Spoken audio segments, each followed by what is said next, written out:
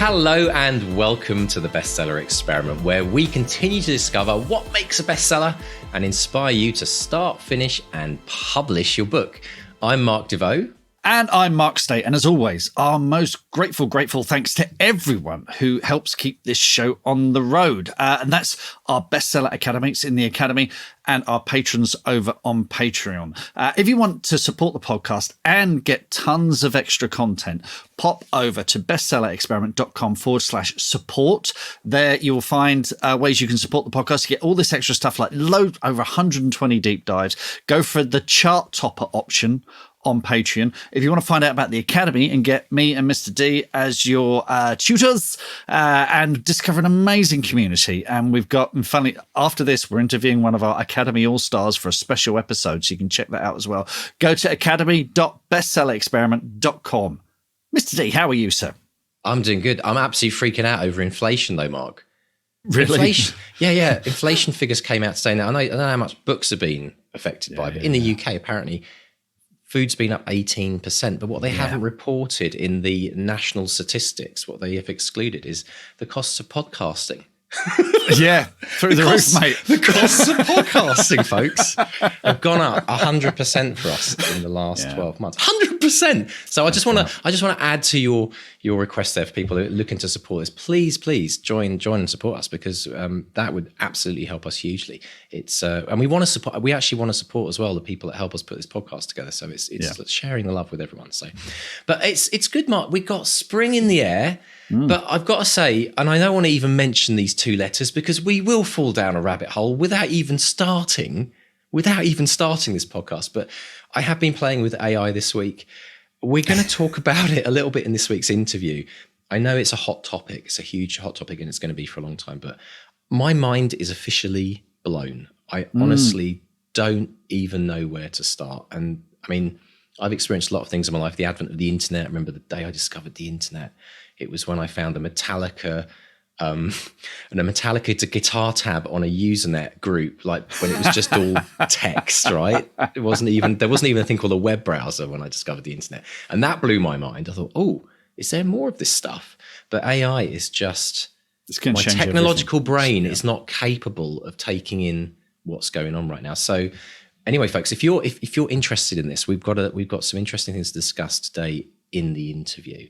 But before we dive in, Mark, you've got a not a virtual. It's a virtual. No, real life in the flesh. Real life in the flesh. We want more real life. Yes. There's going to be all sorts of opportunities over the summer to see my pale face in the real world and throw rotten fruit at me or whatever. But the first one is coming up on Thursday, 30th of March. I'm going to be at the Blackwell's Bookshop in Manchester with friend of the podcast, Queeve McDonnell. He's going to be interviewing me. He said he's going to be holding my feet to the hot irons, so that should be fun. And we're going to be talking about Witches of Woodville books, the film Unwelcome. So yeah, it's going to be really great. So it's Thursday 30th. So if you're listening to this on the Monday, it comes out. It's this Thursday, 6:30 to 8 p.m. Blackwell's Bookshop, 146 Oxford Road, Manchester. I'll put a link in the show notes. Come and see. I love this because we've talked about beta reading. There's a bit of that in today's interview. We talked about like collaborating with other people. And we often talk about writing books with each other, but I love what I'm seeing happening in our writing communities where we're getting individuals collaborating with each other. And I've noticed like you interview Queeve, he interviews you. Yes. And it's great because, ultimately it's so much easier to answer someone's questions than just to go online and speak. So for people out there, this is, I would recommend going to one of these events anyway, just to see the benefits of having a discussion with someone about your books, because really as authors, we don't have discussions about our books. We have discussions with ourselves in our heads. We're always in our heads. We're always thinking in our heads. It's a one-person conversation. Well, it's a monologue in our head, but it's a discussion between you and your voice in your head. That's really what an author kind of goes through. But I think we have to practice finding a partner who will say, I'll interview you, you interview me, or beta read my book, I'll beta read your book.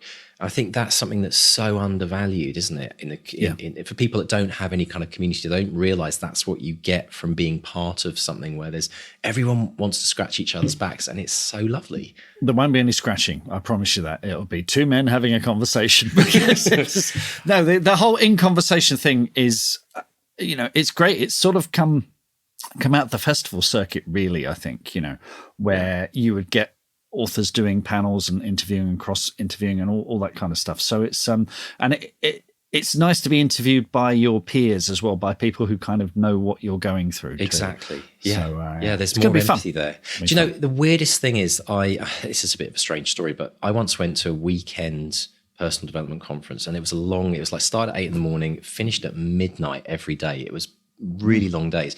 And what the presenter asked us, it was a guy called Tony Robbins, and everyone was getting fidgety after an hour or two, and he'd get everyone up and he did this thing, and it was very weird, but he got everyone to face a certain direction, the same direction. And then he said, right, put the hands on the person in front of you. Right, now give them a massage, rub their shoulders. And it was this ridiculous state of literally 1,000 people all massaging each other's shoulders. And as strange as it was at first, it was actually really lovely. And the energy in the room was brilliant.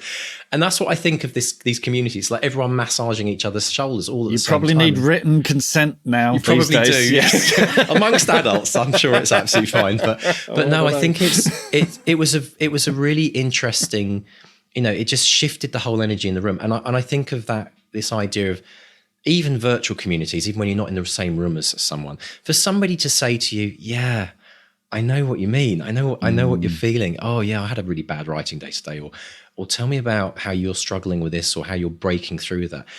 I tell you what, folks, if you're listening to this podcast today, if part of the reason you listen to this podcast is to kind of feel connected with a writing group, I really, really encourage you to kind of go out there and find that community that works for you as well, because it just, I don't know, it just changes everything for writers. It makes you realize we see it on the Academy, we see it in the XP group on Facebook. Exactly. It's like you're not alone. I think that was one of when we interviewed a couple of people before, that was one of the themes.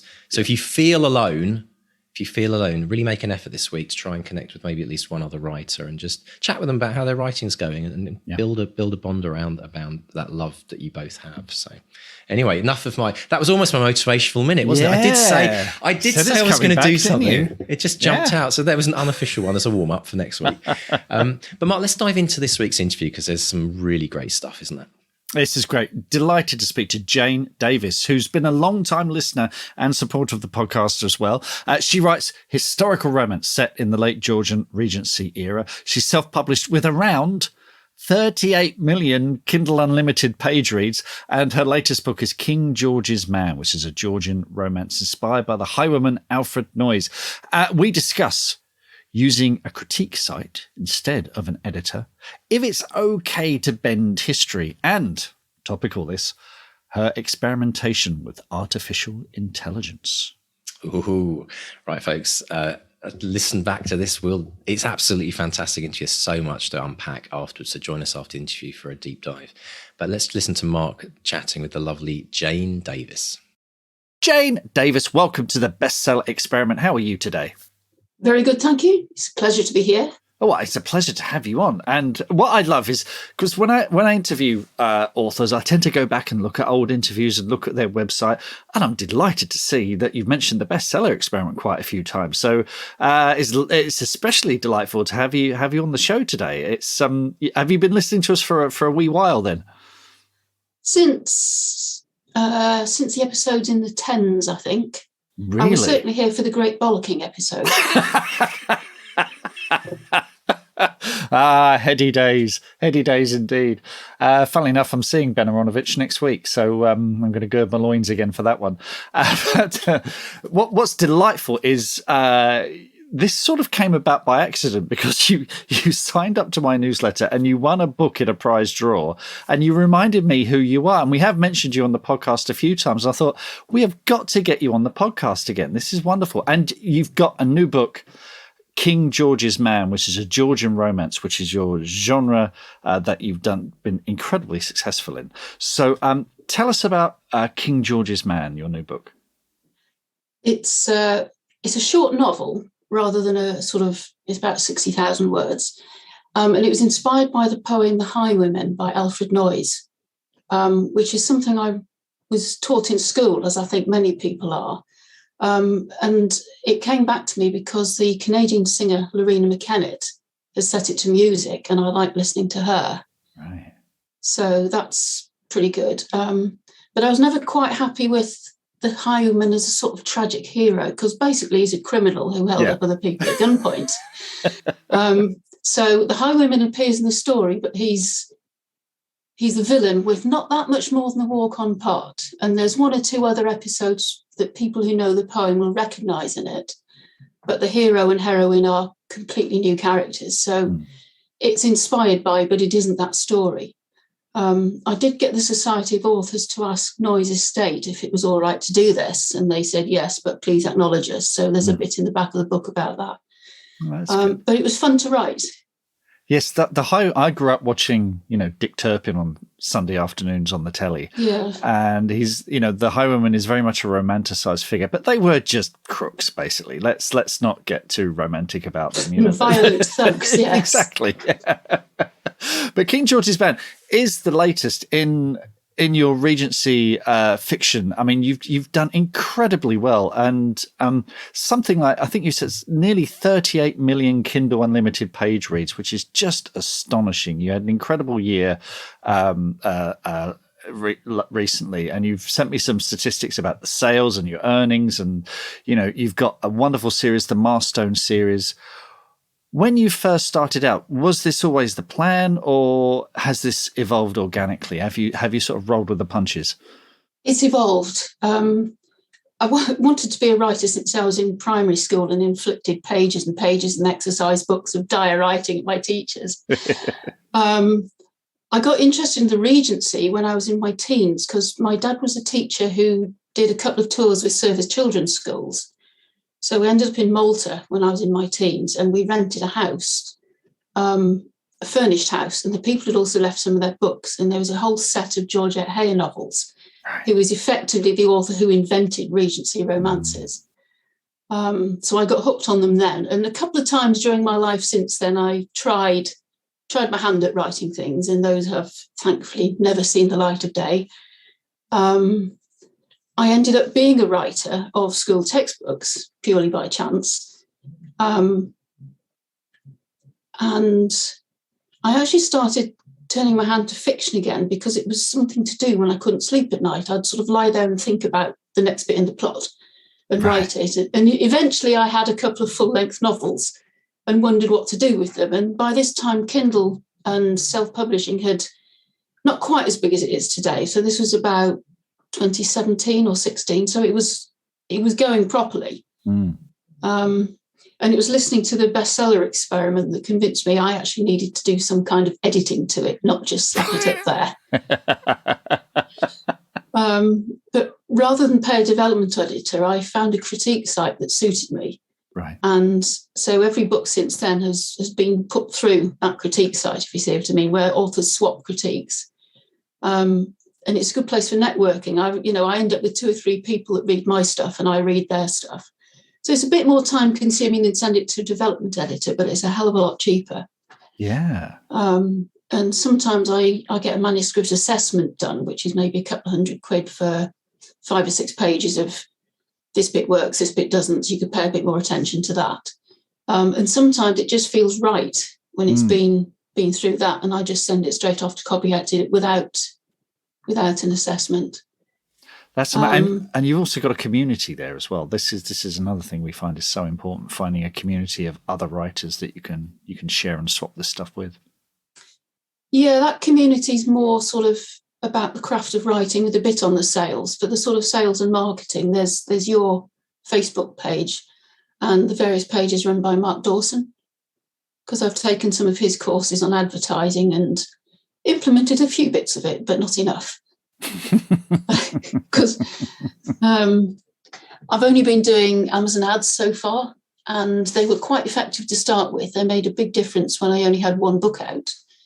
But the effect of them seems to be tailing off now. So I'm trying to make myself try and get the hang of Facebook ads and things, but I haven't.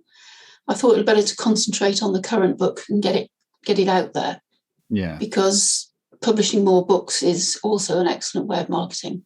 Yes, well, that does seem to be. I mean, I was reading the reviews of your books, and so often people are saying, "I love this, and I see there are more, and I'm going to read them all." And that is, and if you've only got 1 or 2 books out, That's okay. Thank you very much. If you've got, as you have, how many books are you up to now? 11, I think. 11, exactly. So, if that's great, because then suddenly which is why you're getting these amazing Kindle Unlimited page reads and sales and backlist sales as well. So do you feel like you're at a point where it's finally starting to gain its own kind of momentum, or because you did a BookBub ad in December, didn't you? Yeah. Last year it felt like it was gaining momentum because I had several things ready, and I published 5 things last year. One of which was a box set for the series, so that really only involved a little bit of formatting. One was a companion novel, like a parallel story to one of the series, which didn't sell particularly well, but I'm not very disciplined about what I write next. Whatever story's lodged in my head has to be written. Yeah. Or I have to make a decision to abandon it, but it just sort of niggles until it's on paper. So, and that was fun to write as well, because fitting the book it was parallel to was a story of as many Regencies are, a young woman who's trying to be forced by her father into a marriage she doesn't want. And the companion story is told from the point of view of her maid. So right. There's some of the same events, but the maid has her own sort of below stairs romance and so on. So it was a challenge fitting the 2 stories together, but it was quite a fun challenge. Fantastic. So I had sort of basic structure there, and I just had to build on it. And you're sort of building your own universe with the series, and you have characters coming in from other stories and moving in and out, and they could be background characters in one stories and leads in another. So how are you keeping track of all of those stories in the series and the characters coming and going? Well, the series is only 4 novels, plus this companion one and a prequel novella. The other half of my output are all standalone novels. Right. Or novellas. I quite like novellas because they happen quicker. And sometimes a story can only stand a novella. Like the shortest one is only about 18,000 words. Mm-hmm. And the format I printed in wasn't even thick enough to have lettering on the spine. Whereas the first book I published, which was also a standalone, was 165,000. Right. Which kind of is the answer to the question of, did you ever consider going the trad route? Mm-hmm. And the answer to that is no, because I've had to cut it in half. Yeah. And it would have taken ages, etc. So, yeah, the novels are... Someone says, how do you choose how long it is going to be? And I say, well, the book chooses. It's however long it needs to be. Right. That's fascinating, because you've got 2 things going on. One is you've got that indie author thing of, I just want to write what I want to write. It's going to be the length that I want it to be. I'm going to put it out when I want to. Yeah. Which is terrific. And you've also, you don't necessarily have to deliver a new one in the series. You can write standalones as well.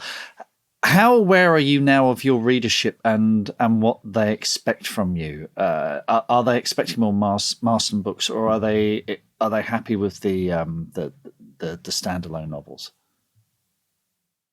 They've never actually said what they want next, but I have seen quite a few reviews for the Marston books to say it's a shame it's finished.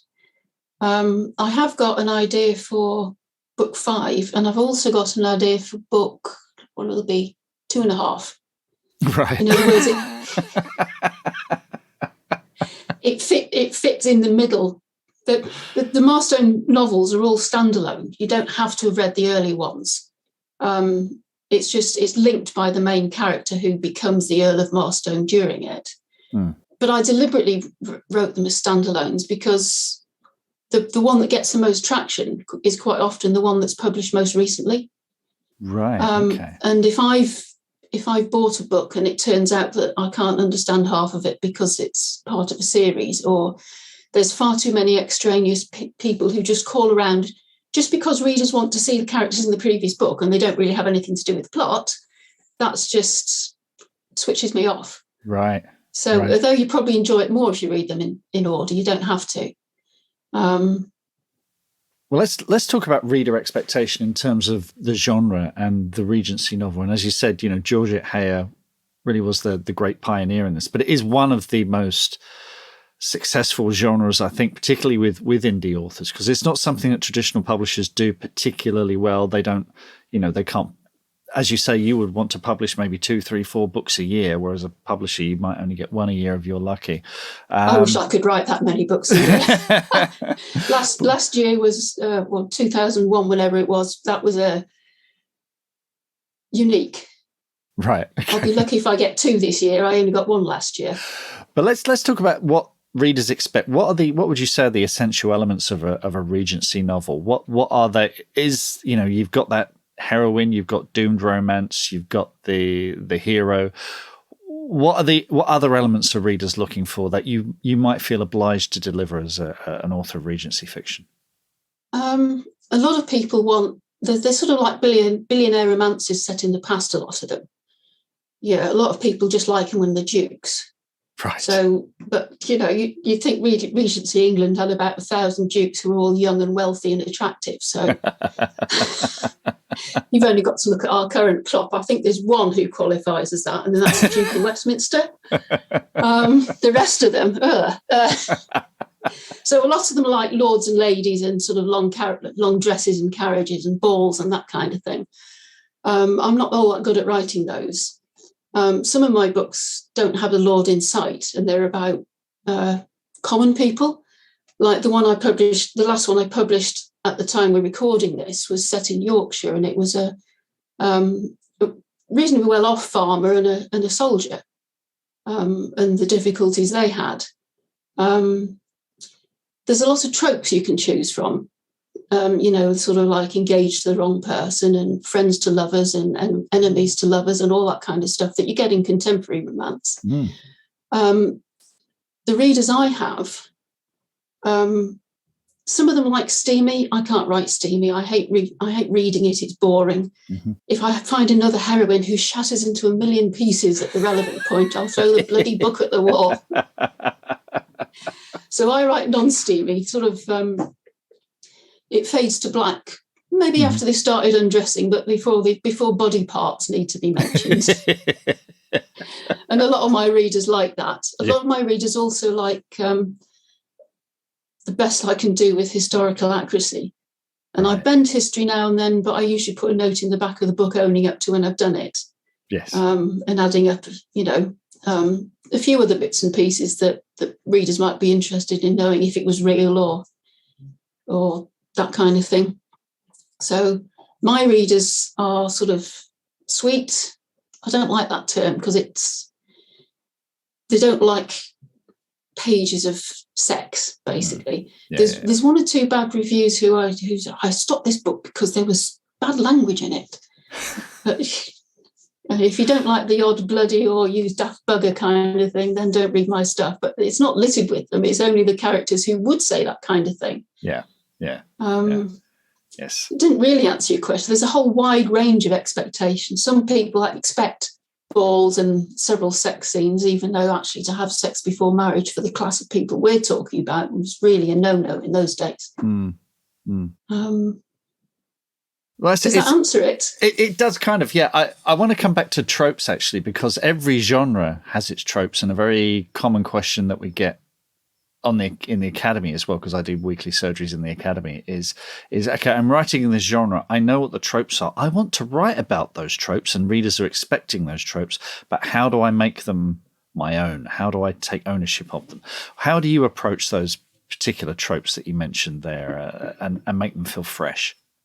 Well, there's a lot to choose from. So every book only needs 1 or 2. So different combinations, characters from different classes. I mean, if you're doing a sort of cross-class romance, which realistically didn't happen that often, but you can have all sorts of occupations for the lower class of the pair. I like to set things in places that seem real to me. So the first one I wrote was set in the Cotswolds because that's where I lived at the time. Mm-hmm. I've set the King George's Man is set on the North York moors. The actual poem, The Highwaymen, just had a moor. But I've got family that live in Yorkshire, and I've sort of done loads of walking on those moors and things, and it just seemed to fit. So I think giving a proper sense of place can help. And I'm not sure you can always make it fresh, but you do your best just by having characters that give you characters enough depth to feel real. I always feel that an author's voice is important as well. You know, we could all write or have a go at a kind of a romance novel or a detective novel or whatever, but it's our voice that's unique, that can't be replicated by anyone. Is that, how aware are you of your own voice as a writer when writing in the genre? Because it's set in the past, I do make an effort not to use words that weren't in use at the time, especially in dialogue, which not all Regency authors manage. There's a bit more we could talk about on that in a minute, actually. There's a non-fiction book I'm working on with a fellow author. I try to make sure it sounds English, which is easy for me, but a lot of American and other non-British authors don't manage. Yeah. I've had to use more formal language in writing than I would if I was writing a contemporary novel, or certainly more formal than I use in my own speech, just to kind of give a bit of a feel of sort of Jane Austen. I suppose you could say Jane Austen, not Georgette Hay, was the original, but she didn't introduce villainy in the same way as Georgette Hay did. You know, the odd kidnapping or something can spice things up a bit. And that's, to be honest, that's an attraction of the Regency. It's things like no cell phones, letters could take weeks to get somewhere, journeys took days. There's sort of the great misunderstanding that lots of readers hate, because why didn't they just talk to each other? You can get away with a lot better when it would have taken weeks for the letters to get to and from each other. I think unique voice is, I don't know, it just kind of does it on its own. Yeah. And you mentioned dialogue and that you were working with someone else on a non-fiction book. What were you hinting at there? Well, this is an American author, Gail Eastwood, who also writes Regencies, and we've come across each other in Facebook groups. And we did a presentation together for the Regency Fiction Writers group, which is a great one to join, by the way, if any of the other listeners are writing in this genre, about trying to get a Regency voice that sounds Regency. So her contribution was mainly concentrating on things like period-appropriate language, and some of the times when people go too far, like you've heard of 4 and 20 black words. Yes. So putting the digit before the 20s or the 30s was reasonably common. But some authors have someone who's 8 and 10 years old. Now, just don't. So my part of it was Americanisms, because Americans, I say Americans, but it can apply to anyone who's not British. Apparently some of them need to be told that there aren't chipmunks in the woods. No. And horses can't put their feet in gopher holes, and people don't pass, they die. And they get put in a coffin, not a casket. Yes. And stoop only means bend over. It's not a part of a house. Yeah. So there's that kind of thing.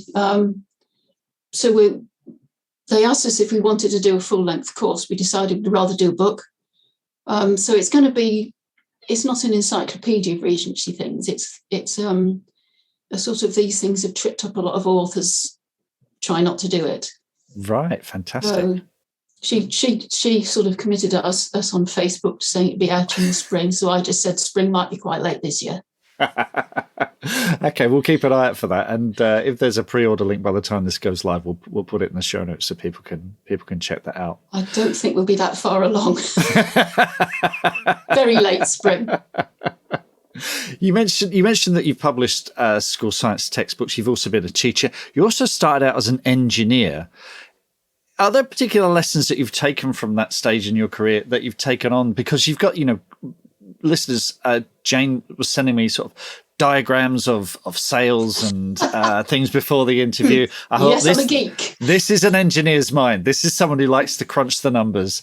Has that been helpful when it comes to being an indie author?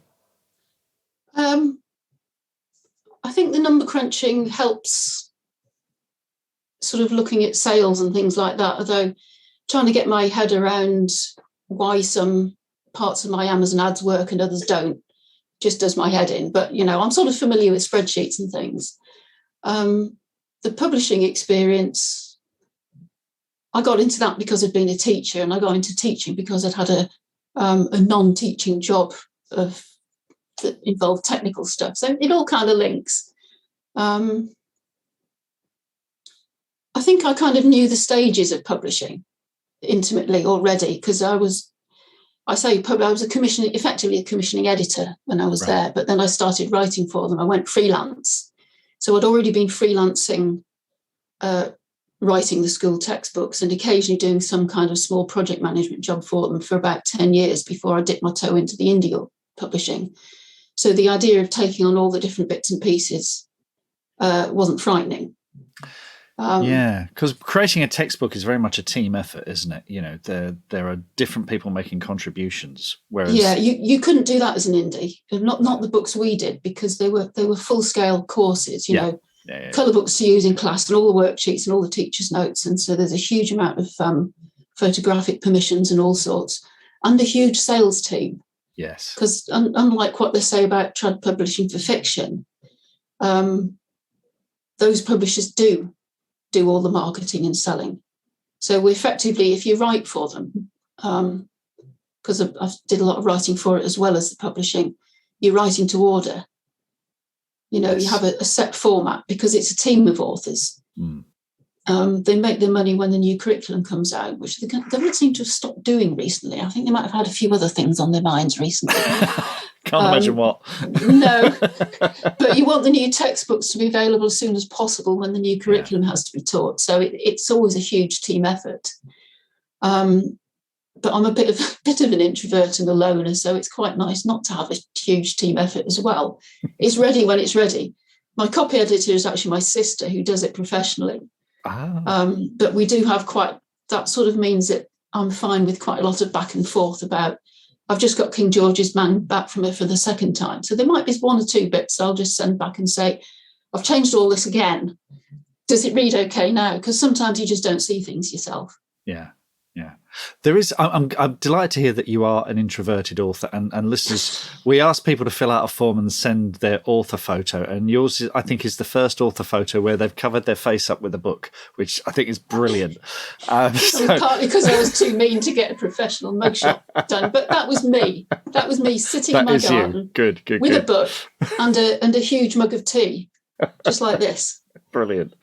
Now, I think there will be lots of authors, because especially if you're an indie author, there might be some pressure. I've got to sell myself. I've got to do this and go on podcasts and all this kind of stuff. But you've made a success of things without really putting your mug, as in face, front and center, as say I do, and other authors do. And that must be very reassuring for a lot of listeners, is that they don't have to necessarily sell themselves. You're selling the books and the genre, aren't you? And I have sold me a little bit, because I have a Facebook page that I don't really push, but some of my fans look on it, and I sort of post holiday pics and picture of me cycling and things like that on it. And I also put some pics like that in my newsletter. So there's about 3,500 people out there that get the odd photo of my holiday, whether they like it or not. So I do put some personal stuff in there, but you don't have to have a face. Yes. Yeah. Well, what I love as well is so much of it, because I was looking at your website and the blog, and you're regularly visiting historical buildings and you've got a lovely word cloud, and the biggest word on the word cloud is garden, which I thought was lovely. Well, that's partly because my partner really got into gardening in the last sort of 10 years. So we actually go to visit the gardens. Right. He's not that interested in going around the house quite often, but I can leave him wandering around the grounds and do the tour myself. Yeah. But it's all very on message, on theme, on genre, without having to necessarily put yourself front and center, which I think will be reassuring to a lot of people. The other thing I want to talk about, which is really interesting, and I think is something a lot of us are going to be dealing with in the near future. You recently did an audiobook of Saving Meg, and you used an AI, an artificial intelligence narrator, and it says on there, digitally narrated using the voice of William Birch. So tell us about that as an experiment, and how that came about and what you've learned from it. Well, the reason I experimented was I was approached by Tantor, who do audiobooks, and they did my first book, The Mrs. McKinnons, and actually the first in the series as well, Source for the Gander. And I get some income from that, but to be honest, I haven't really bothered tracking it because it's not a lot. I don't think I've earned my advance yet, and that's quite a few years ago.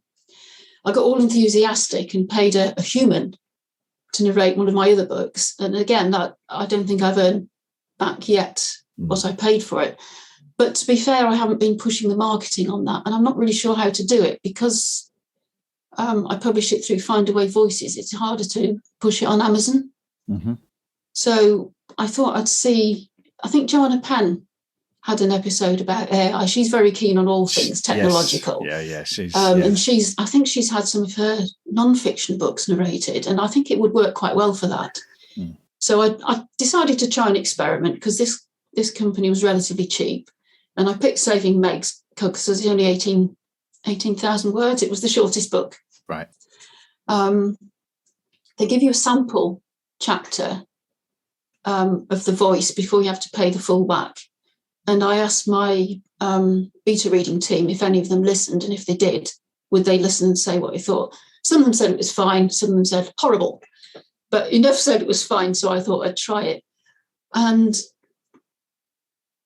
I wouldn't do it again until it's improved a lot, because they gave you a round of edits, but the AI voice got the emphasis in sentences in quite different places to where a human would have done it. Yeah. And in some cases, it completely changed the meaning, or gave the wrong impression. And so I couldn't face going through all of it again. So I paid my sister to do it. So I paid for editing on it as well. Right. And I've put it up on my website for the free. People can listen to the first chapter free and then buy it for a couple of quid if they want to read the rest of the story. Yeah. Or they could just get the ebook on Kindle Unlimited. It's probably easier. Well, I'll put a link because I had a listen and I thought it was absolutely fascinating, because I think if you hadn't told me it was an AI voice, I think I would have. It's almost there, isn't it? It's. Yeah. I mean, and these things are only going to get better as well. And as you say, there's a strange emphasis on certain words, and it is sometimes it's a little bit sat nav. You know, you get the rising intonation on some of the wrong words or what have you. But it's almost there, and I think these things are only going to get better. So it'll be interesting to see how this develops over the next few years. You might not know the answer to this as well. Yeah, go on. Sorry, the but is I haven't listened to any of the other audiobooks all the way through. The one I had done myself, I did for proofing, but again, I farmed it out to my sister. So I listened to the first part of the Mrs. McKinnon's, and and the narrator does the voices, not very different voices, but enough different so you can tell who's who. And she gave one of the Mrs. McKinnon's a Scottish accent. And to be honest, in spite of the surname, because the women had the surname because of who they'd married, it hadn't occurred to me that this character would be Scottish. Yeah. But it sounded, well, of course. So that narrator, amongst many other things, has brought more depth to that book. Yeah. All the people sound the same from the AI. Yeah. The women don't sound any different. Now, you don't want some bloke to put on a squeaky voice. No. But a real human can bring a lot more to it than that AI could. So I wouldn't actually say, if you enjoy listening for the sort of immersive, lost in the story, as opposed to listening while you're doing the ironing, I think the AI is still quite a way off. Yeah, yeah. And it used the voice of William Birch, and you may not know the answer to this, but does William Birch get a cut? I presume they've scooped up his voice digitally, scraped it, and used it and use it to sort of remix and make your audiobook. Do you know if he gets any money for that? No, I don't know. Okay. You'd hope he must have some kind of money, because must have a deal. I mean, some people think they shouldn't really have to pay much for. Why would you pay for a Kindle book? It doesn't cost them anything. It costs all my time. Yeah, exactly. And why should the publishing company get all the money, not me? Yeah, have a cut. Yeah, so it's the same argument. I don't know what's going to happen to that. But at the moment, I'm still on the side of, if you want to listen to an audiobook, it'll be much nicer with a human. Yes. I for one, welcome our robot overlords. What's coming next, Jayne? So we've got King George's Man. You've got this book with the non-fiction book coming with Gail Eastwood. What else is on the horizon? I've got a book that I've got in first draft and I put away because it could have been the first in the series. Mm-hmm. I've got some ideas for books 2 and 3, but they haven't gelled yet, so I'm just going to get it out there. It's another, in this case, book 1 will be standalone. I don't do cliffhanger endings. I hate that. Yeah. Books 2 and 3 will probably need to be read in order, but they're far distant horizon. So, you know the business about having them meet cute in the first few pages? Yes. This pair don't physically meet till halfway through the book, so that's it. So it has a title, An Improper Correspondence. Nice. Book 2 has a title and a vague plot, and that's A Dubious Paternity. And the third one might be called A Grand Spectacle. So excellent. I've even got titles that sound similar, unlike my other series. It needs a bit of reworking to get a better plot. Like, I have a great tendency to not give my characters enough agency on the first draft through. Right, okay. But I'm hoping to get that out second half of this year sometime. Brilliant. And then I might concentrate on adding another book into the middle of the Milestone series. See how it goes. It really goes to plan. Yeah, so you're a lot prolific than you thought than you said earlier. This could be another bumper year. So, Jayne, thanks so much for speaking to us. This has been absolutely fascinating. And it's been a pleasure. Hope to speak to you again soon. Thank you very much, Mark. What are your writing dreams? Finishing that book, quitting the day job, becoming a best-selling author? Well, over 4 years, we've studied the advice of over 300 best-selling authors who've collectively sold over 500 million books. And we are excited to announce the Bestseller Academy. If you're ready to take your writing to the next level with accountability, craft, and coaching, your bestseller dreams are now only a click away. To find out more and apply, visit bestsellerexperiment.com/academy. That's bestsellerexperiment.com/academy. Oh, Mark, when Jayne talked about that experience she had as a child, going to this home in Malta, that she stayed at this house, and she discovered these books that she'd never seen before. It made me think, how many stories are there out in the world? Probably everyone listening to us right now, where you can all go back to that very first discovery of maybe a series of books. It might have not been the first book, but a series of books that kind of, it was almost like your ticket, your gateway into the world of the fantastical, and it just brought so much nostalgia for me when I think back to my writing days. Was there a book for you or a series for you that, or an event happened in your life? Oh, yes. It was the first time we ever went to Spain. Okay. And I was, I don't know, maybe 11 or 12 years old. And we went to Spain, and there was typically in Spain, there was an English shop, and they had at the back. Calf. Exactly. Doing the English breakfasts. Exactly. Yeah. But at the back, there were all these secondhand books. And you still see these in Spain now, where English people out there, they take a book on holiday and leave it behind. Yeah. And, like I say, I was 11, might even been younger, might have been 10. But I remember picking up a copy of The Omen by David Seltzer, which is which weirdly it's a tie-in novelization, because he wrote the script, but he wrote the book so quickly it came out before the film, I think. So people think the film was based on the book, but it's actually a tie-in novelization. And I remember I think it was my first proper grown-up horror, and it blew my tiny little mind and, put me on the path to Stephen King and stuff like that. Yeah. So, and of course it has, if you know The Omen, it has all these prophecies from the Bible and stuff like that. And I'm reading it and thinking, oh, this is all real. It's all in the Bible. It's not, he made it up. I'm thinking, oh, this is all real. Oh. This is, but yeah, so it was, so I've got lots of happy memories of, because just going into little secondhand places like that, because you never know what you're going to find. And I'm always conscious that if I go away somewhere and there is one of these bookshelves, and I like to leave something behind as well. Just up the road here, we've got a village library in an old red telephone box. It's been converted, and I get sent stuff, because basically, because I book. I'm a talent booker for the podcast now because I book the authors.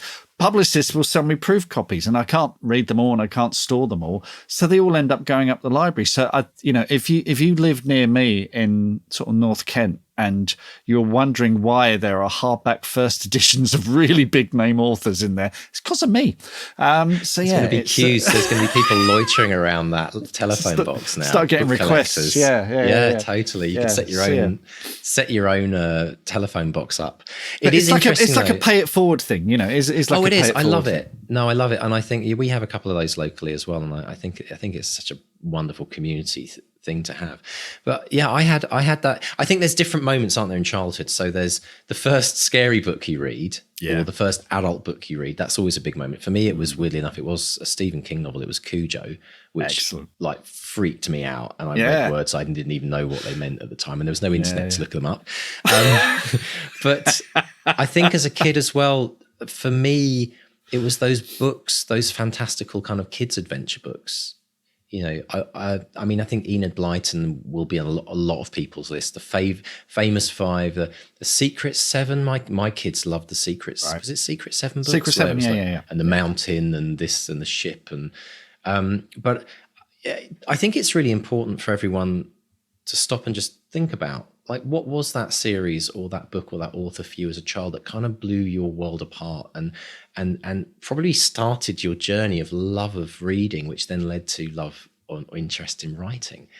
And it's so important as well when you think about kids growing up today. It's like, how can we help them get into those types of books?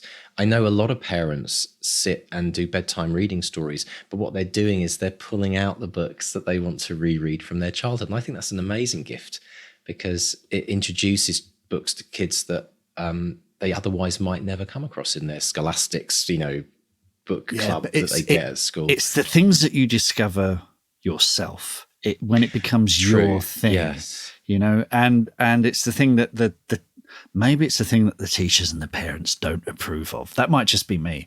But, there were books that I thought, oh, yeah, this is a grown-up book. This is something that, because I read the Jaws, Peter Benchley's Jaws book as well. Again, about 10 years old. Lots of exciting new words in that as well. Yeah. So it's reading those things that you discover for yourself that might have just been left on a shelf somewhere, that might have it was little things like my uncle used to read those little war comics as well, that those little sort of A5 war comics that he would leave those lying about, and again there was something a bit grown up about them. That I'm probably not supposed to be reading this, but I did anyway. In a way, it's a window into the adult world, isn't it? For a child to be able to kind of like, it's almost one of the most important steps we take into teenagedom or adulthood. It's our safe way of, not having to speak to a scary adult, but it's a safe way of kind of having a little peek into that world and feeling like you almost shouldn't be there, but wanting to get more and more of it. Yeah. But I have to lament, Mark, because I was speaking yesterday with someone about the irony, the biggest challenge that parents faced back in, say, when we were kids, like back in the 70s and 80s, was catching kids reading under the covers with a torch. And I was lamenting. I said, I would pay money to catch my child reading under the covers with a torch, because nowadays the light is shining the wrong direction. Yeah. Right? Yeah. Now they're looking at the dark web. Right. And it's like, I wish the light would face the other way onto words in a musty old paper book, then lighting up their face with TikTok videos and all God knows what else. But the thing is that it's funny, isn't it? Because that was the thing our parents used to like, put that torch away. Where did you get that torch from? Did you take that from your father's drawer? Like, well, I saw a cartoon online, and it was from about 100 years ago, and it showed people on a train looking at paperback books, and it said, "Oh, it's killed the art of conversation." So people thought the books were the things that were going to kill, Right? So it's I don't know. What goes around comes around. It does. It does. Yeah. I read more kids are reading than ever. Literacy's through the roof. People are reading. It's just we're cramming our minds with all sorts of other crap as well. Other stuff as well. Yeah. But, and there's a lot of good reading going on online as well. I don't want to dismiss that. But Yeah. Nothing beats a good old paper book, honestly. Let's talk though about writing like insane numbers of books. There was a moment in the interview with Jayne where you talked about the number of books she'd written, and these are like, to quote her, she said, "It's book number 11. I think." Yes. I just thought, what a brilliant problem to have. Like, you've written so many books that you've kind of lost count. You're doing well when you can't remember how many books you've written. Yes, and no, it's and she said publishing more books is an excellent way of marketing, and I think she's absolutely right. If you keep getting books out there, if someone picks up one, then there's a good chance they'll want to read the other 10 or 12 or however many it is that you've written, and particularly if you're an indie author as well. But we talk about milestones, that thing of, when you get to our age, you sometimes forget your age. So I think it's the same thing. I think if you've got more books than you have numbers in your phone number, that's where it all starts, I reckon, because it's hard enough remembering a phone number most of the time. But I love the fact that, and we should celebrate this, that again, another joy that we have as readers is we find a new author and we read their book and we love their book, and then we go online to see what else they've got. And that moment where, oh my gosh, they've got like 10 other books. It's like this, it's like you've just discovered this treasure trove that you never knew existed. And again, that's the kind of joy that authors like Jayne bring a reader when they've got that back catalogue. Yeah. Another reason, folks, to just push through, like finish those books, get those books done, get them out there. Because you give people that huge sense of joy when they discover there's tons more they can feast on. But then you get the problem once they've actually like read your back catalogue in like a week. They're like knocking on doors saying, "Oi, when's the next one?" I know. Then you get the pressure. But then again, that's what you want. I mean, that's a great problem to have. Fans demanding more of your work helps you kind of get down to write. There's nothing like the day after publication for people going, "When's the next one? You spent a year working on this thing." Yeah, great. When's the? Read it again. There must be a way. How can we slow readers down? Like, it's just like it's ridiculous. They can literally polish a book off. What other industry or profession is there where it takes like maybe 12 months to create something which someone can consume in a tiny amount of time? Is there anything else? Well, it's all the creative industries, isn't it? Music's the same. But music's different because you do listen. Music, you listen to the track, like you love a track. Death Cab for Cutie's new album. Absolutely unbelievable. I've been listening to it all week, but I've consumed it and I'm keeping on streaming it. And of course they're benefiting from that. But books is different, isn't it? I'm a one book kind of guy. If I read a book once, I know, the ultimate dilemma of the book reader. Are you I read a book once, I love it so much, I just keep reading it till the covers fall off? Or are you the kind of person who's, I've read the book once, that was amazing, and I bet you there's something else which is just as amazing and I want to read that? I'm the latter. I always want to try something new. Yeah, I mean, when I was a teen and in my early 20s, I would read the same books again and again. But that was where I was reading a book every day or every couple of days. And I just can't keep that up now. What I tend to do now is I buy new editions of a book that I've read many times with no intention of reading it whatsoever. So I get a lovely slipcased edition of something. I said, that is going to go on the shelf. I'm never going to crack its spine open. Idiot. So I know that. I got the whole Calvin and Hobbes collection.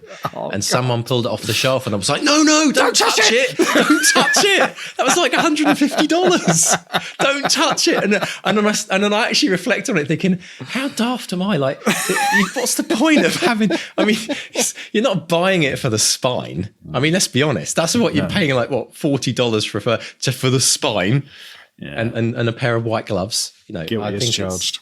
It's funny, isn't it? We're funny human beings. Bring on AI. That's what No, I'm only joking. But actually, segue. Let's talk about this AI narrator. I knew that you could do this. I saw David Guetta apparently write some lyrics with an AI generated lyric writer, and then went to another generator and got an Eminem emulated voice to sing it, and then he played it in front of like 30,000 people just to see if they reacted, and they all went mental thinking Eminem was on his track. So I've heard about this emulation of AI and apparently we can do it with our own voices. Have you heard about this, Mark? Yeah, well, and it's things like I'm a big Star Wars fan, and I heard that James L. Jones basically gave Disney and Lucasfilm his voice so that Darth Vader, even when James L. Jones is, getting on a bit now, even if he's no longer with us or doesn't have that kind of voice, it's there, filed away to be used, and likewise with Mark Hamill's image, and it's it's.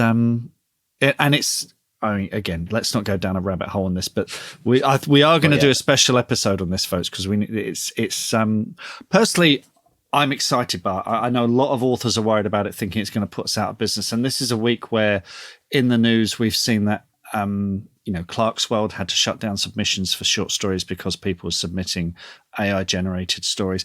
On KDP has been, as I predicted, by the way, has been deluged with AI-generated novels which aren't very good. It will get better, but I'm not worried because there's also great opportunities as well. It's terrific for generating blurbs and titles and copy for ads and stuff like that. It's or even really, just really ideas. good. Like if you're stuck plotting, you can ask ChatGPT for some ideas around what happens next. I mean, again, I've been having debates with a lot of people about this, and I'm a tech head. I grew up in the internet. Like I'm solely responsible for all the bad stuff on the internet. I mean, I was in the mid 90s. I literally, and I say that jokingly, but like we did things like the very first e-commerce site launch ever. I was in charge of Princess Diana's Memorial Fund in I think it was 95 or 96, something like that. The Comic Relief website, when they first took e-commerce payments, we ran the budget website when the government, we had to like somehow make sure that the website didn't fall over. We'd go into 10 Downing Street and set up their servers. That's what I did in the mid 90s. Went to the governments in the East, all over the world, like setting up it was bonkers. And back then I had no idea what would be built on top of this. I mean, and AI is very much possible because of the internet. And even for me, as someone who was right at the forefront of all this technology, talking about streaming media in 1997, I went to Liverpool Football Club and tried to convince them that they should start putting their football games online. And they laughed at me and said, credit cards, size screens, who's going to watch that? And I went, well, I think it might take off as YouTube. and yet, even everything I've done in the internet world, technology, the companies I've set up, the websites I've run, I can't get my head around just how ridiculously huge this could be. And even Bill Gates came out yesterday and he said, this is this is one of the biggest technological advancements. It is. Ever. It's going to change a lot, and it's going to change the way people work. People are going to lose jobs. People are going to get new jobs because of it. It's going to change absolutely everything. Yeah. It's going to. Everyone's worried about the loss of things, and that's where we feel the threat. But I'm thinking, what will it create as well? Yeah. But again, I'm on the fence. I'm not going to right now. I'm not going to say I think it's amazing. I think it's really potentially dangerous. I think it's both. But one of my friends who's in his 50s said to me, you know what, Mark? He said this week, and this is wise words. He said, in a way, I'm quite glad I'm getting on, so I don't have to like worry about this for but I do think about our kids and the generations that follow us. I've got some stories to tell, but let's leave that for another episode because there's just so much that we could cover. But would you do that, Mark? Would you take an AI narrator of either your own voice or pick off the shelf, maybe Julie Walters, you've had her before, but if you could pick, who would it be actually out of interest? Who would you get if you could pick any voice to narrate your next book? Well, I mean, I've got to tip my hat to Candida Gubbins, who does my books anyway, because she's an amazing narrator. Of course. Yeah. But, I don't know. Actually, James L. Jones is a good one. Yeah. You have. I mean, when I told my wife that there was a box that could replace me and do everything that I could do only quicker, she asked where she could get one. Hey, put them tish. Right. talk about being made redundant. Yeah, every husband in the world. But can I do the dishes? That's what I want to know. Can I do the dishes? We should. I'm going to put some text up on my blog, because we did ask ChatGPT to put together an episode of the bestseller experiment. It's too long to recite here, but it was uncannily spot on, wasn't it? It was absolutely hilarious. I mean, that was one of the first things, when I saw that, I thought, oh, wow, this is like, partly because I think, well, bestseller experiment, we've got like 1 million downloads. It's a big writing podcast, but in the big scheme of things, it's not like, it's not like kind of like, Fox News kind of level of listeners each week or viewers. So I was blown away, but I don't know how it got the information, maybe from the transcripts on the episodes that we've got online. Yeah. But it was bonkers, wasn't it? Although, interesting enough, it had the transcript broken down, didn't it? It had names of people speaking. And we had, who was the guest? Jayne Smith? Jayne Smith. Jayne Smith, the multi-million selling. Okay, folks, if you want to have a laugh, is it going to be linked in the show notes, Mark? Did you say? Yeah, I'll pop a link in the show notes. So you've got to go and look at this. It's absolutely hilarious. The thing that was kind of interesting, though, is that one of us was called Mark and the other one was called Marcus. With a K. With a K. Which, weirdly enough, and I'm sure this isn't related, was my nickname in primary school. Well, I get called Marcus a lot as well. Yeah. So I think AI did it, possibly just to differentiate, because it thought, well, it can't have Mark and Mark. Yeah. So whether it was clever enough to just change one of our names slightly, but it could have had Mark. If it had Mark 1 and Mark 2, I would have freaked completely. Yeah. Maybe that's the new version. But no, do go check it out, folks, because it is absolutely, it's quite a short transcript, which proves it's not real, because me and Mark talk for far more than 3 minutes or whatever it was. It's the one thing it got really wrong. Absolutely. Now, folks, if you'd like to join us for the extended episode, we've got so much more to cover in Jayne's interview. I want to ask Mark what a companion story is. I've heard of it. I think I know what it is. But if you don't know what that is as well, join us. I'm going to ask some dumb questions. Also, we're going to talk about reader expectation and something called fan service, which again is new to me. So if you're interested in what that is, we're going to talk about it in the extended version. And also, we're going to discuss whether pacing is easier today. The pacing of a story is easier today with communications and technology. And in reverse, is it much harder to write a novel where you're waiting 3 weeks for a letter to be delivered? Not exactly going down in the Bourne Ultimatum as a movie, that would, in some ways. And the other thing that we want to talk about is it necessary to have to put yourself as an author front and center? Or like Jayne, can you build a career without having to be out there? Because we know that that's a big challenge for many, many authors. So if you'd like to join us, please pop along. And guess what, folks? You'll support the podcast in doing this. Pop along to bestsellerexperiment.com/support and support the podcast and get access to the extended. So, folks, welcome to the extended edition of the podcast. We're going to dive right in and talk about companion stories. Now, Mark, I'm guessing a companion story is... Have a guess. To me, it would be like a novella or a short story, which is connected to probably not the main character, maybe, or a side character, and it fills in a bit of story which wouldn't necessarily kind of you'd have time to really go into too much depth. But maybe people. No, but how do they? Is that kind of? That's exactly it. But how do they come about? Do they typically happen because you get fans saying to you, "Oh, I wish you would develop more on this character," or is it just more of an author's need to want to just pay homage to that particular character who didn't really get the spotlight? I think a little from column A, a little from column B. I mean, I've written quite a few of these for the Witches of Woodville series, but what I do is I make them part of my free downloads for my newsletter. So there's all sorts of stuff, and some of it has characters that are in the books, and some of it has characters that aren't in the books at all. So there's one I've written set during the time of Julius Caesar's invasion of Britain, which just happens to be on the same spot as the village of Woodville.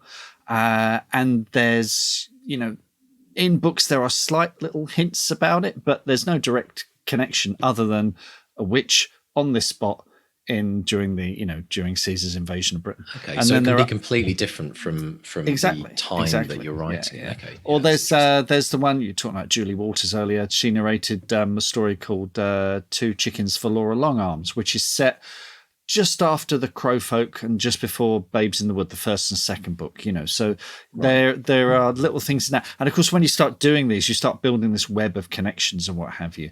But they help build a universe. They help, create something outside of the main narrative of the book series. And they do have a value, I think, in creating a greater world.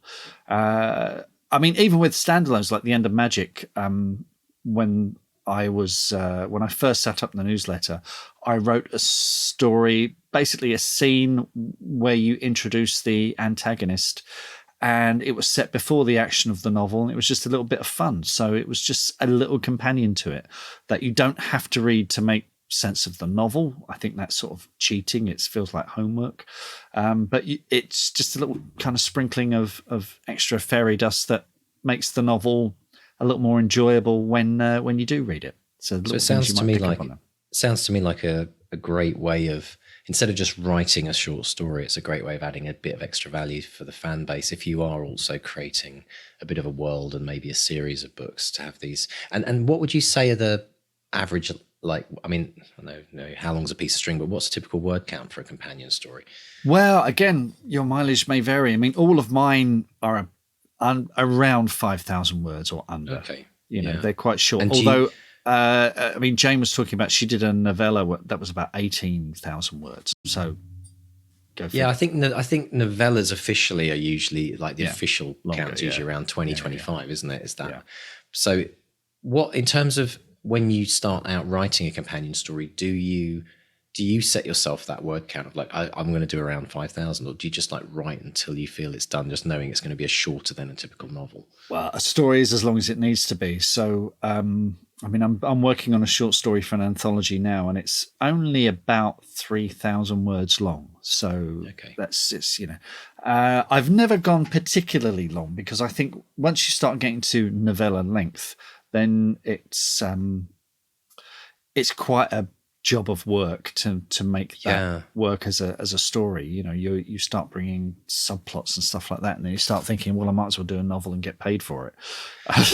we have examples of that, don't we, of people we've interviewed who started life out writing a short story, and then it became so exciting they just developed it into the full novel, and that novel then became the movie, and then that launched their career. I mean, there's all kinds of amazing things that can happen. So fascinating stuff. Reader expectation. Now, this is a big one, isn't it? Because, firstly, let's just say, how brilliant is it to have reader expectation? It means there are people there that love your work, and there's people that have read work before and they've got expectations for what they're going to be reading after. But you mentioned something specifically about something called fan service. Yes. I'm curious as to what that is. Well, this follows on from what we were talking with the companion stories. It's quite a nice segue. But fan service started with manga, Japanese manga, where it became identified as the kind of thing that was put into series to intentionally please the audience. And because a lot of manga was aimed initially at boys, it sort of was, there was nudity and titillation and stuff like that. It was like little things to service the fan, to give them exactly what they want. Whereas now it's evolved into this thing where if you're watching a Marvel movie, you want to see a particular, superhero crop up in the background or something, or you want them to do a particular thing or come up with a particular catchphrase, or they use a particular kind of weapon. And it's that thing that titillates the hardcore fan and gets them all excited. Although it doesn't always have anything to do with forwarding the plot or anything like that. It's just put there just to say to the fans, hey, look, there's this cool thing that you love. Here it is. So it's one of these things that gets overused a lot, I think. And you'll see in criticisms of more so movies and TV shows, and particularly those big franchise shows, you'll hear people going, oh, this was just a load of fan service. It was just things that they think the fans want to see, but actually it's not what we wanted. And it's this thing of, do you give the readers what they want, or do you write what you want? And this is the thing. If you're writing a particular kind of genre, if you're writing a series and you have a fan base, or you write in a genre like Regency Romance, where there are they expect these things. I mean, Jayne was talking about them, these things, these tropes that come up. Do you deliver those to please the fans, even though you might find them a bit hokey or a bit overdone or a bit overripe? Or do you write the thing that you want to write? Now, if you write the thing that you want to write, there's a danger that you might alienate those readers, because they'll be going, where's the trope? Where's the thing that pleases me that I'm looking for as a writer? So you have to kind of balance these things out. And I think Jayne hit it on the head when she said, just pick a couple of tropes, put them in there so the fans are reassured that they're in the kind of story that they paid to read, that it matches their expectations. But on the other hand, you've also got to surprise and delight them with new things, with exciting things, with things that only you can bring to the story. So it's something that I think genre authors struggle with a lot, is this idea of fan service, of delivering something that's going to please the crowd, but isn't just going to be the same old over and over again. And it's and if you've got a series where people love it and want things, you then end up in a situation where you get, and this really annoys me, like you'll see things on science fiction fan websites or groups on Facebook where they go, here are the 10 things we want to see from the next Marvel movie. And I'm like, oh, really? You want to see these? You're going to sit there folding your arms, demanding them. Why not let them tell the story that they want to tell, enjoy it, say thank you, and move on, you know? But of course, this is the nature of the beast. You're dealing with fans who have expectations. So, I mean, I've had it where people go, oh, what I'd love to see in the next Woodville book. And someone ended a review of Ghost of Ivy Barnes saying, and I'm sure the villain's going to come back in the next one. Spoiler, they're not. So, you know, I was already well into the draft when I saw that review, and I thought, there's a moment where you think, okay, well, do I bring the villain back just to please that one fan, or do I continue writing the story that I want to write at the danger of alienating that fan? Yeah. So it's a tightrope that you walk as a creator. I think. It's an interesting thing, and I think part of it may have developed around how technology is being built today, because a lot of people build what they call an MPV, a minimum viable product. So it's like they put out the bare bones of something, which would be the equivalent of like putting a very, you know, bare bones script out. And then they ask the users for what they want. And then they vote for the features they want. And then they develop the thing that is literally, and it's all automated. Like it's, you know, the top of the list, that's what we're going to develop next, because most people want that.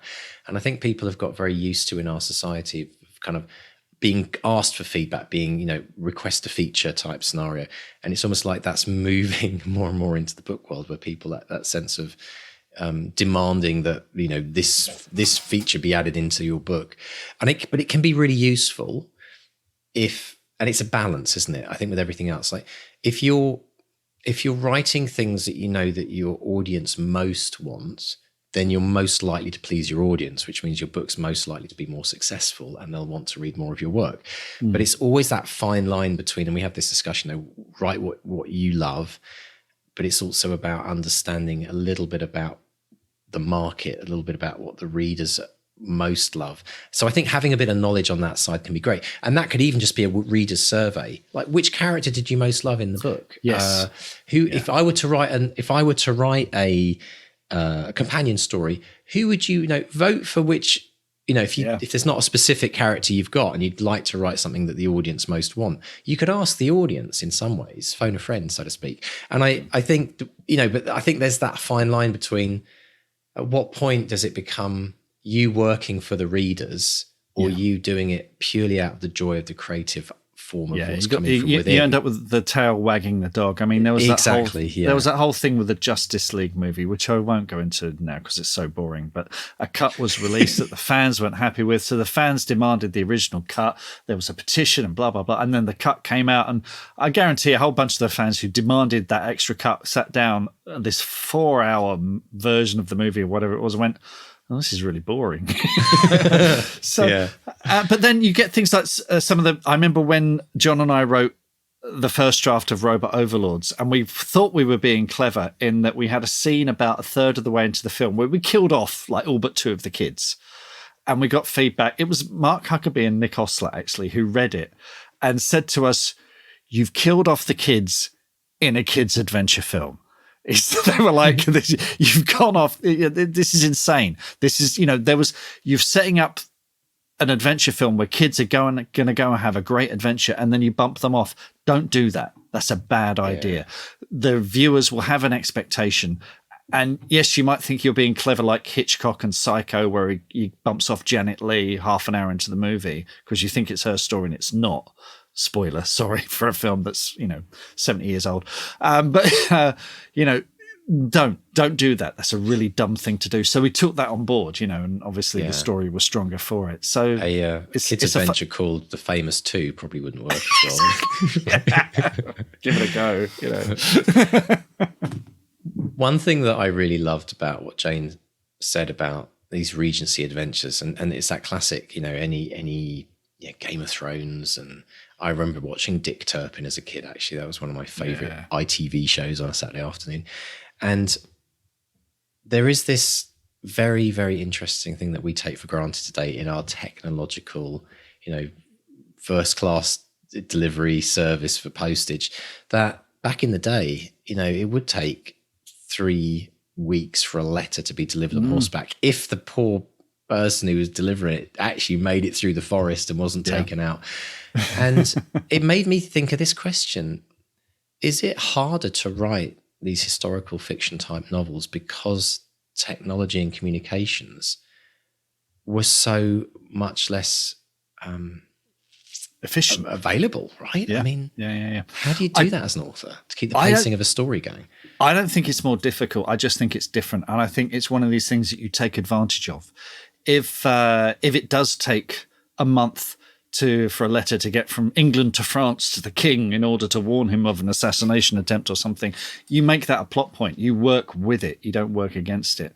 So I think it's just something you have to be really, really aware of. I mean, you mentioned Game of Thrones there. What's interesting is the last couple of seasons of Game of Thrones that went beyond the books that George R.R. Martin had written. Now, he was always very, we're going from this place to King's Landing to Westeros, and it took weeks because people would either go on horseback, or they'd have to, it takes several days to go from here to here, or they'd get on a boat or whatever. It took ages for things to happen. They have, of course, Game of Thrones has a magical thing in that they send ravens that pass on messages and stuff like that, much like courier pigeons, or carrier pigeons rather. But it took ages, but that all changed in the last 2 seasons when it went beyond his books, because they were like, we got to pick up the pace here, guys. We're thundering towards an ending here. So people would just, rock up from one end of the world to the other in what seemed like, just like that. So I think if you are going to do it, you need to be consistent.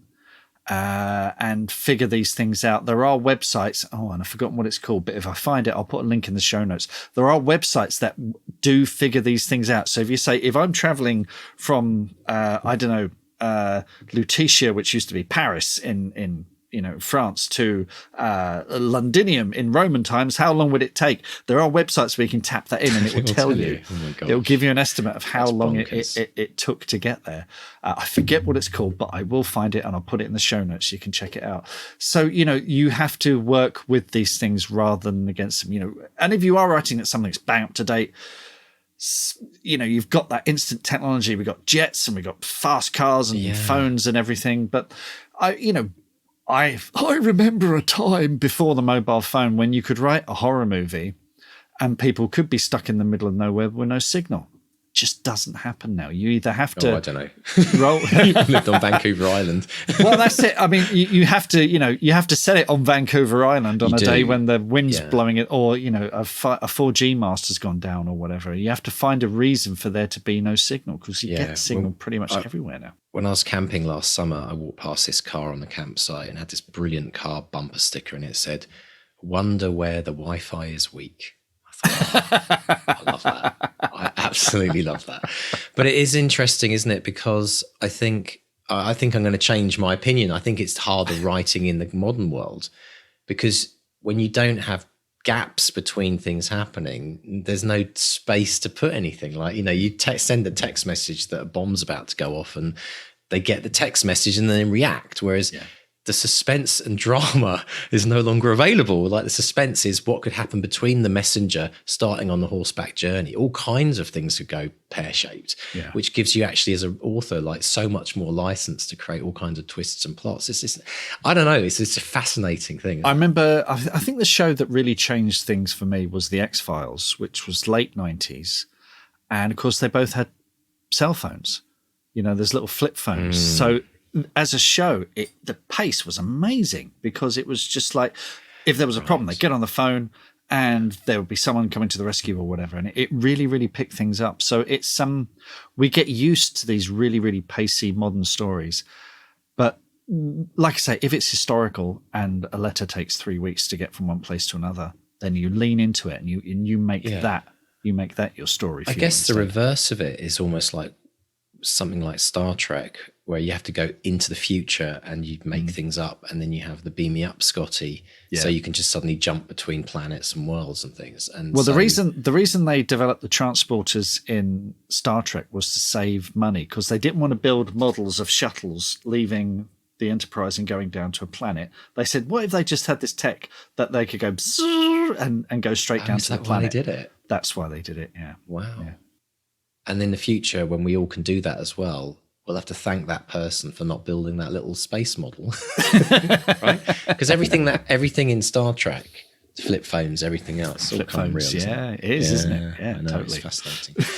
Let's finish up talking about this idea that authors don't have to put their face front and center in order to build a career, because I know this is a big issue for many, many people. The amount of times, honestly, if we go pound for every time someone said, I don't like to do the marketing, I don't like to self-promote, I don't like. This is such a big issue for so many authors that actually stops many authors actually even putting their book out there. Because what I've noticed in coaching is that they work out that the reason that they're procrastinating is they don't want to finish their book, because if they finish their book, they're going to have to put it out there, and that means they're going to have to put themselves out there. And if you trace it all way back, the procrastination of writing the next chapter is, I don't want to be putting my picture on a website, or I don't have to put things up about me as a person. But Jayne actually talked about how she's kind of found the sweet spot, it feels like. Jayne does it brilliantly, because, I mean, like I said, her author photo is her with a book over her face. That's great. It adds to a bit of mystery. But she's not become a hermit. She's not someone who isn't part of that community, because if you go to Jayne's website, the blog is terrific. It's got loads of great... She's always visiting, country houses and mansions in the UK. I'm looking at her blog now. She's talking about schools in Regency, England. This is a fantastic resource. How working class poor children were educated in the Regency period. She's got a whole blog piece on Regency money. So, how much was a guinea and a sovereign and a half sovereign and a half crown? All of these things. It's just so useful. So if you're either a writer of Regency Romance or a reader of Regency Romance, or just not even Regency historical fiction, her blog is a fantastic, and again, I'll put a link in the show notes, it's janedavisromance.co.uk. It's a fantastic resource. And so she's embedded herself in this community, but without, putting her face front and center. Well, it feels like rather than talking about herself and her life and what she does, she's just delivering more on that genre that she loves and writes in, and kind of goes around the edges of it. And in some ways, what's fascinating about what she's done there, we always talk about historical authors doing all this research and then wanting to put it all in their book. I think what Jayne's done there is the stuff that everyone else puts in the book, she's just created blog posts from.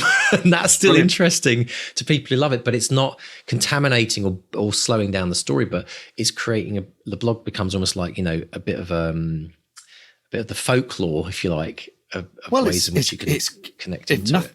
If nothing else, it's good SEO as well. Yeah.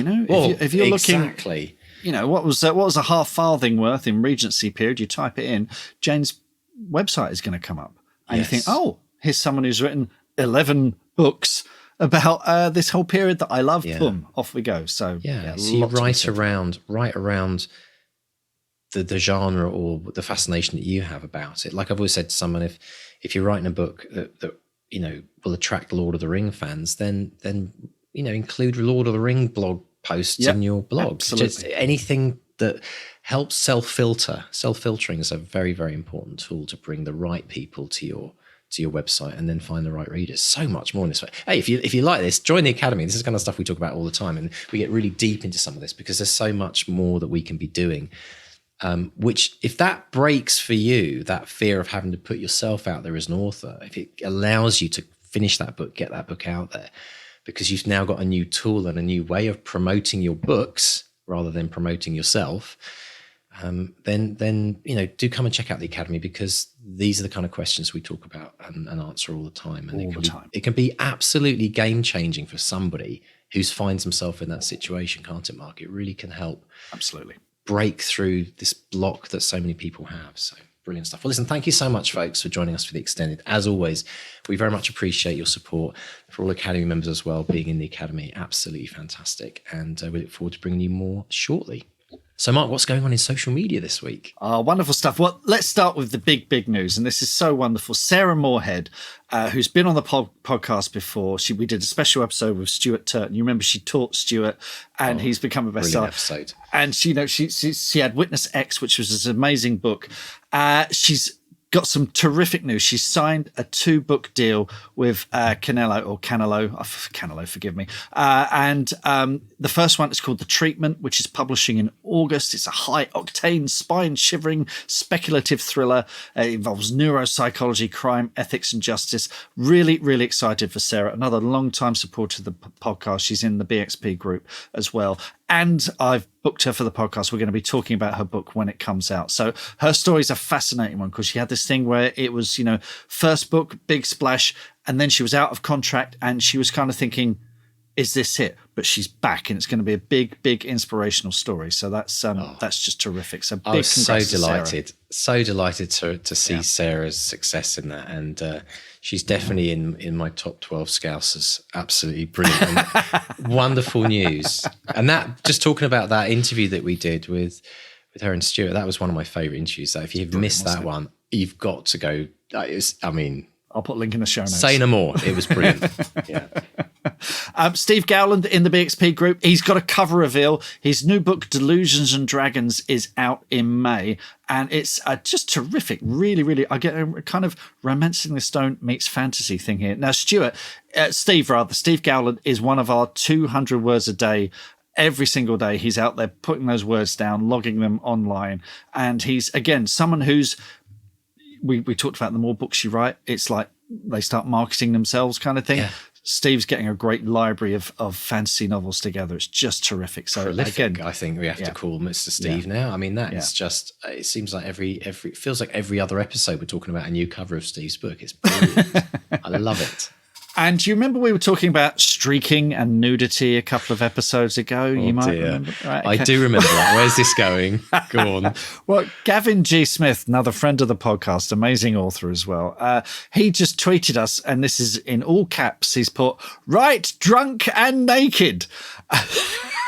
I said, whatever makes you happy, Gavin, as long as you get those 200 words down. He said, it makes edits more fun. Do an edit. Take a shot. And he said, autocorrect, tried to turn the word shot into something else, but we won't go into that. So, it's working for Gavin, people. Well, there we go. Yeah. Can I make just one suggestion? Not in the coffee shop. No. Not again. Not after last time. No, because, absolutely brilliant. Drunk and naked and writing. Yeah, brilliant. Well, as we said, we knew there would be somebody out there that would be doing it. We knew it would be Gavin. Whatever it takes, folks. That's what I say. Whatever it takes. Get those words down. If you want to get in touch, find us online. We're at bestsellerexperiment.com. There's a contact tab there. You can drop us a line there. On social media, on Facebook, we're Bestseller Experiment, and Twitter and Instagram, we are at BestsellerXP. And give us a rating wherever you download your podcast. Subscribe, give us a rating, give us a review. All of these things make all the difference to visibility and getting the word out there. Brilliant. And if you'd like to watch this episode on YouTube as well, you can get many of our episodes on YouTube as well. Watch me and fully Mark chat away, seeing us in all our I wouldn't say glory, Mark, that might be pushing it a bit too much, but If you would like to also get the writing habit of a lifetime, folks, don't forget 200wordchallenge.com is the website to go to sign up to try our 7-day challenge. Can you write 7 days, 200 words minimum? It will change your life. It will change your life if you get into it. Absolutely fantastic. And for anyone else interested in joining the Academy, becoming a member of this incredibly friendly, inspiring and wonderfully supportive community with Mark and I as your coaches, please pop along to academy.bestsellerexperiment.com. So Mr. Stay, have a fantastic week. You too, sir. And I look forward to chatting with you again next week. And it's a goodbye from Mark 1. And a goodbye from Mark 2. Goodbye! Goodbye!